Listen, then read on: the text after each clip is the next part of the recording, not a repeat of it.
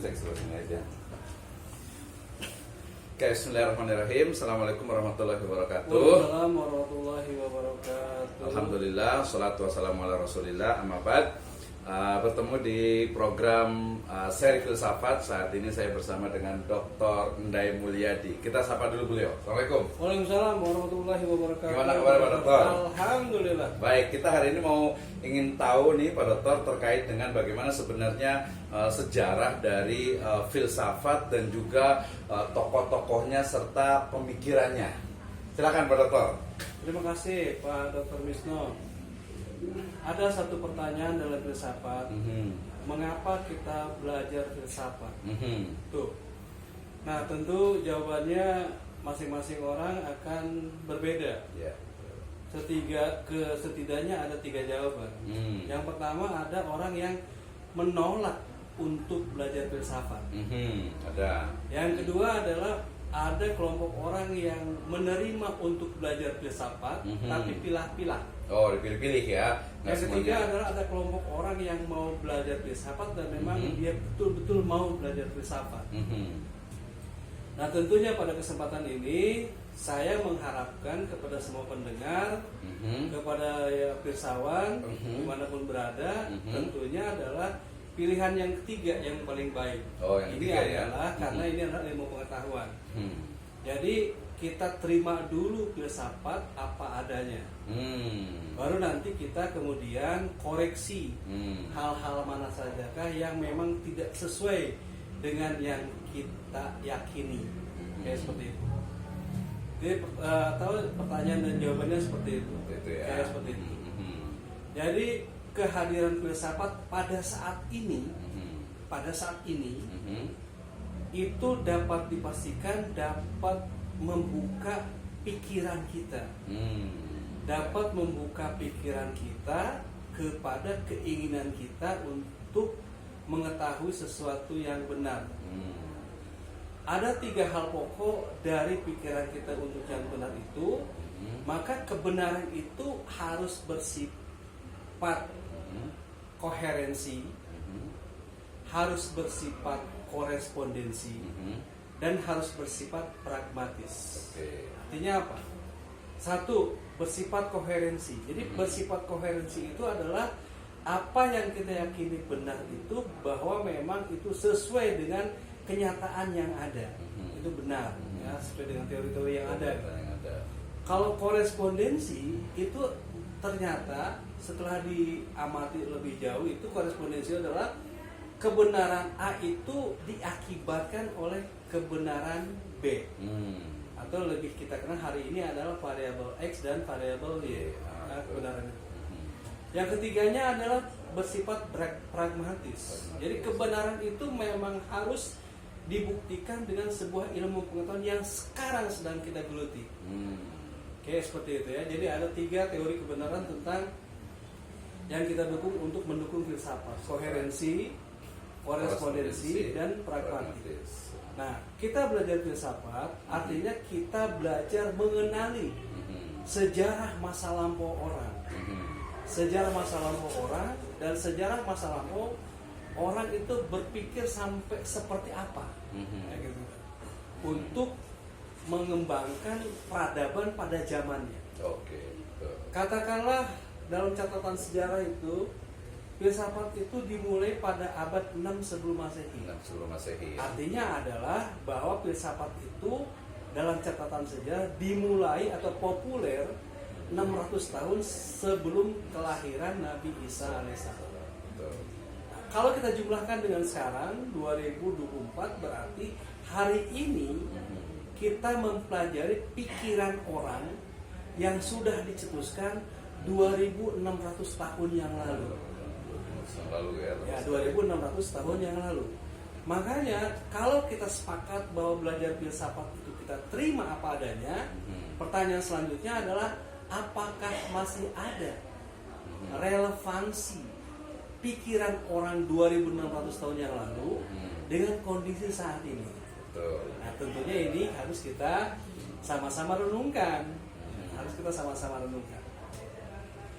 Kita mulai sejarahnya filsafat itu, kita mulai sejarahnya pada tokohnya, tokoh filsufnya itu adalah Thales. Thales, ya. Thales itu di Athena sana, di Yunani sana, dari negeri Miletos, dari daerah Miletos. Thales pada abad 6 sebelum Masehi. Nah, Thales itu adalah orang yang berpikir, orang yang merenung, orang yang mengobservasi keadaan di sekelilingnya.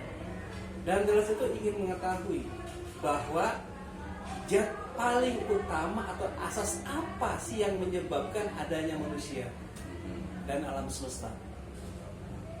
Jadi asas apa yang utama? Kemudian Thales berkeliling kota Athena dan ke yang lainnya. Maka ditemukanlah oleh Thales itu bahwa setiap orang yang minum air dia hidup, dan setiap orang yang tidak minum air dia mati. Nah, gitu. Berarti untuk saat itu Thales membuat sebuah keyakinan bahwa air itu yang menyebabkan kehidupan dan menyebabkan kematian. Oke, Thales ya. Ini Thales. Jadi dia menyebabkan kehidupan dan dia menyebabkan kematian.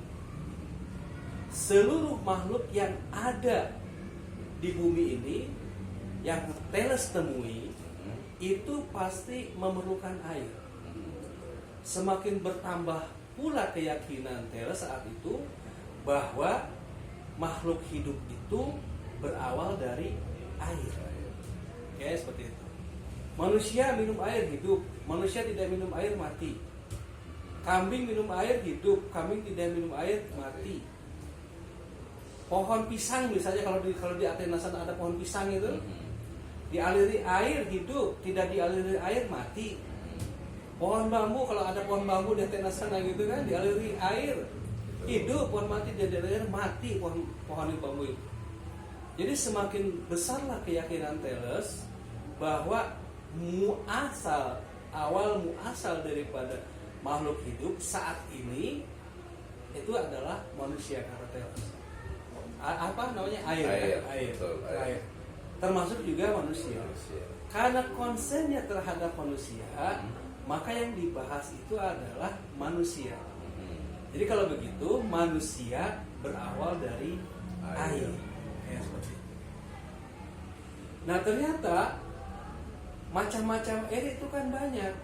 Ada air yang jernih, ada air yang asin, ada air yang kotor, ada air yang merah, ada air yang ada racunnya, ada air yang ada gasnya, dan air itu membentuk sebuah wadah. Jadi air itu tergantung wadahnya.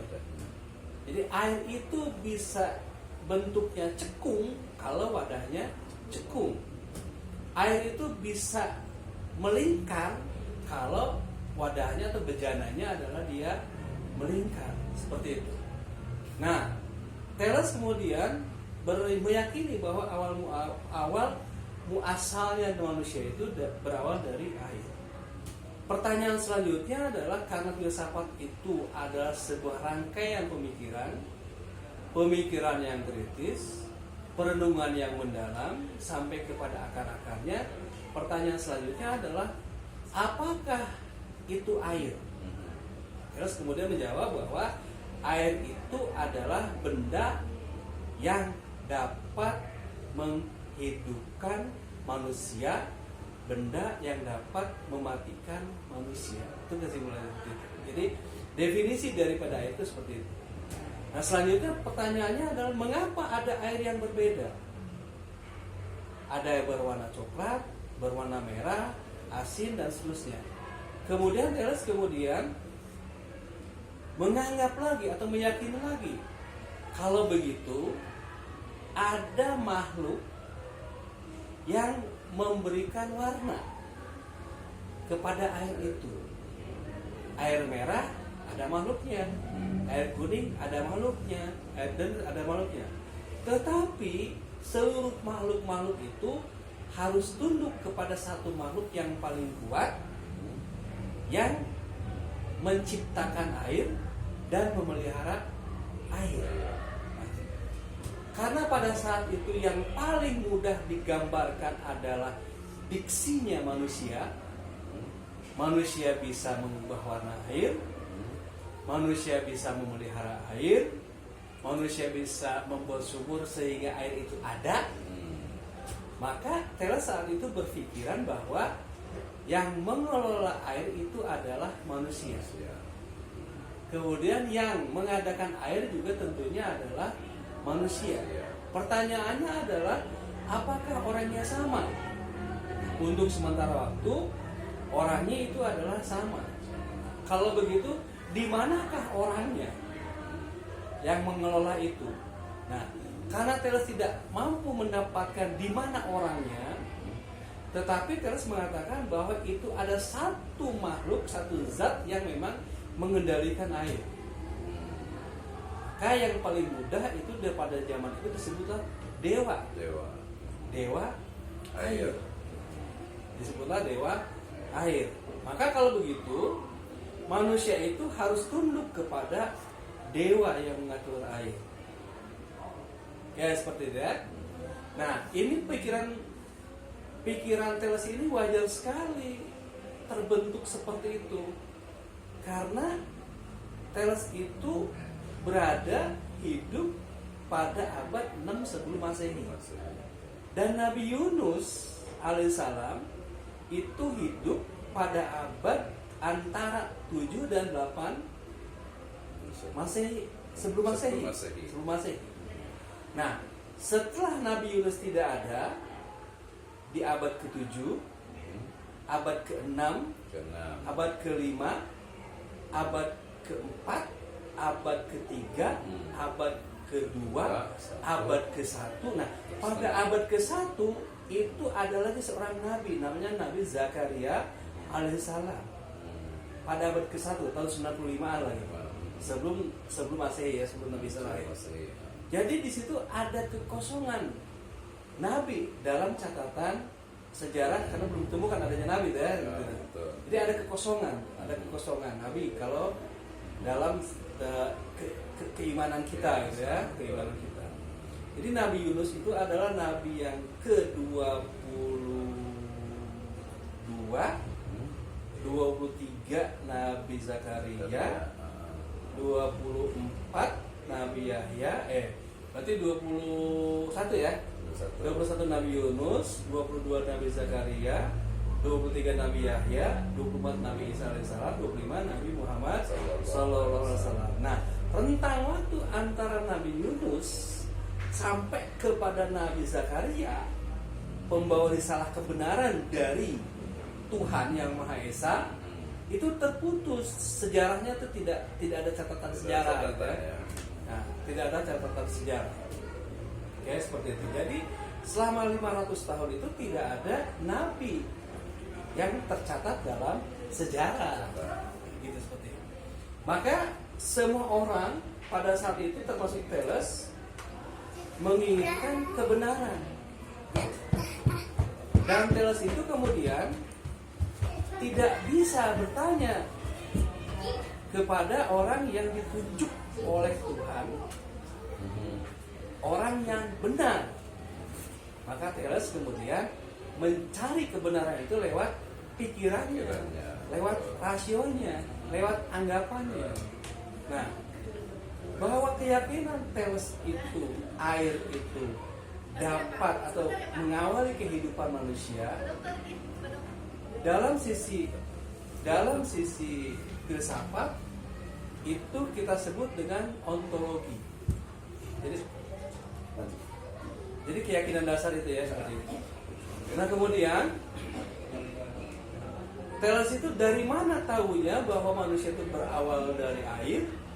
Maka Thales itu mencari, mengobservasi keyakinan-keyakinan itu, sumber-sumber keyakinan itu dari observasi, itu dinamakan dengan epistemologi. Nah, selanjutnya adalah apa kegunaan pengetahuan bahwa manusia berawal dari air itu disebut dengan aksiologi. Ya, seperti itu. Banyak hal kegunaan air terhadap manusia.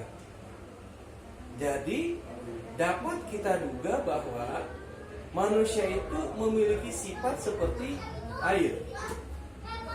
Jadi manusia itu memiliki sifat seperti air.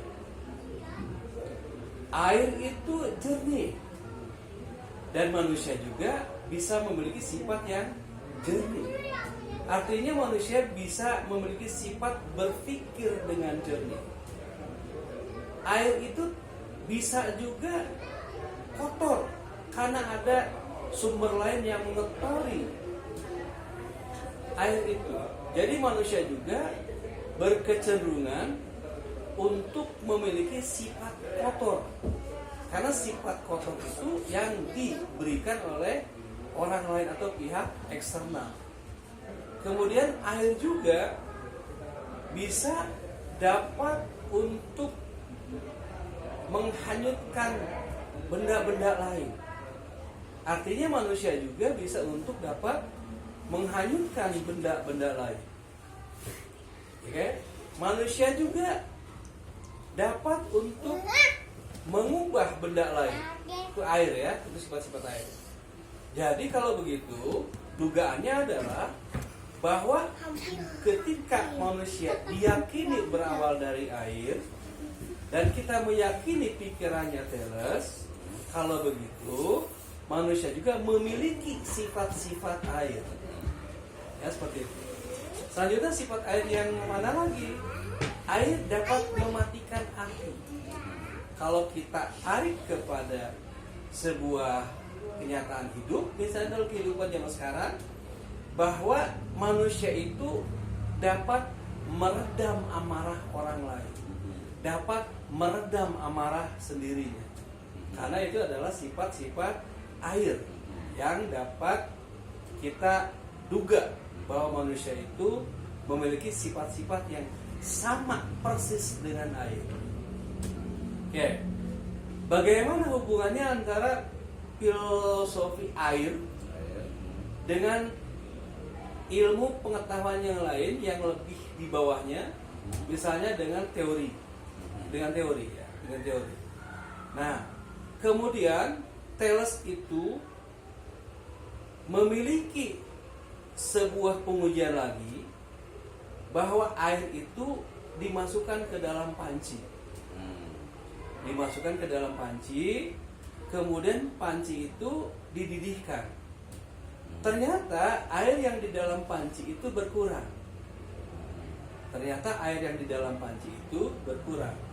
Jadilah dia gelembung. Kemudian kalau begitu, air itu terdiri dari gelembung dan air itu sendiri. Nah, kalau begitu artinya apa? Dalam diri manusia itu juga pasti memiliki dua sifat seperti air. Sifat gelembung dan sifat air itu sendiri. Maknanya apa? Kalau sifat gelembung itu dapat dimaknai adalah ketika manusia itu terbakar motivasinya, maka dia akan mencari bentuknya sendiri. Tetapi ketika manusia itu tidak terbakar motivasinya, jadi manusia itu akan diam pada bejana yang sama, yang itu juga. Nah, maka muncullah ahli-ahli psikologi, ahli-ahli filsafat, ahli-ahli motivasi gitu. Nah, ternyata kalau begitu, filosofi itu dapat mengilhami tumbuhnya ilmu psikologi dan ilmu motivasi. Seperti itu tadi. Nah, selanjutnya ketika air itu dimasukkan ke dalam sebuah bejana dan jadilah gelembung itu, kemudian air itu ternyata semakin sedikit dan gelembung itu menjadi keluar. Nah, kalau begitu, itu dapat mengilhami adalah ilmu kimia, ilmu tentang senyawa, bahwa air itu di dalamnya itu terdiri dari partikel yang lain, yaitu yang berbentuk gelembung. Saat itu belum disebutkan adanya O2 atau O gitu kan, atau karbon dioksida gitu, belum ditemukan lah, hanya gelembung saja gitu. Nah, memang kalau diyakini seperti itu, sampai hari ini masih diperlukan filsafat tentang air. Supaya apa? Supaya ilmuwan sekarang itu meneliti sifat air yang dibutuhkan untuk pengembangan kepribadian orang. Misalnya dalam sekolah, guru gitu ya. Nah, guru itu adalah harus mengetahui sifat-sifat anak muridnya satu persatu. Nah, yang paling mudahnya adalah kita belajar filsafat tentang air. Nah, menurut Aristoteles, filosofi yang belakangan itu, bahwa ketika kita belajar air, kemudian belajar sifat-sifat air, kemudian itu dipakai untuk mengeneralisasi murid-murid kita di sekolah, itu namanya metode deduktif. Berpikir dari umum yang air, sifat umum yang air, kepada sifat umum anak-anak didik kita. Ya seperti itu. Nah, kalau begitu, bukan berarti guru itu harus mengenal seluruh air, bentuk air, zat air. Tapi guru itu harus mengenali sifat-sifat dari air tersebut, gitu ya. Jadi kalau zaman dulu itu ada yang disebut dengan 8 brata, hasta brata, 8 penjuru angin. Itu yang dipakai pada zamannya Pak Harto. Jadi kepemimpinan itu harus mengikuti hasta brata. Brata satunya ada di antaranya adalah air. Jadi pemimpinnya itu harus memiliki sifat seperti air. Kapan dia teduh, kapan dia dapat menenggelamkan orang, kapan dia menghidupi orang, kemudian kapan dia untuk berubah kepada bentuk lain, kapan dia akan membagikan dirinya kepada orang lain. Kira-kira seperti itu, sifatnya seperti itu. Termasuk guru juga sama. Ketika guru atau dosen belajar ilmu pengetahuan, setelah didapatkan dengan jerih payah, ilmu pengetahuan itu diberikan kepada muridnya, ya, diberikan kepada muridnya. Nah, dalam pandangan filsafat itu adalah seperti air yang mengalir dari guru kepada muridnya. Karena sifat air itu adalah dia pasti mengalir dari dataran yang tinggi kepada dataran yang rendah. Artinya adalah perilaku guru itu pasti mengalir kepada perilaku murid. Pengetahuan guru